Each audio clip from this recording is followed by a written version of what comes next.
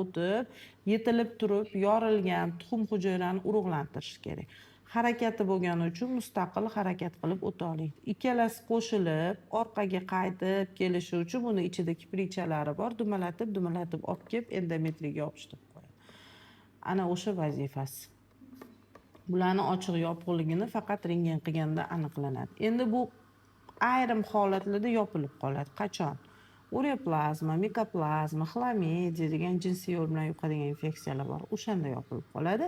Yana yopilib qolishi mumkin shu tazni ichida o'tkazgan operatsiyalardan keyin, yana yopilib qolishi mumkin tuxumdon yallig'lanish holatlarida. Oxirgi yopilishiga bo'lgan sabab tuberkulyoz. Malay tazna tuberkulyozi bor, kichik chanoq a'zolarini tuberkulyozi bor. O'shanda yopilib qolishi mumkin. Turbani bitta tekshirtirib berasizlar. O'sha rentgen qilganda ko'rinish uchun jo'natdi. Turba oxirgi mana ampulyarniy chastagacha kontrast yetib keldi. O'chib qoldi qani. Ampulyarniy chastagacha kontrast yetib keldi. To'g'ri, qiynalib o'tyapti.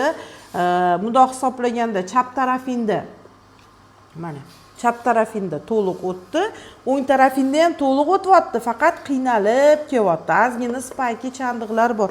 No bu turbani nima uchun olib tashlash kerak, tushunmadim.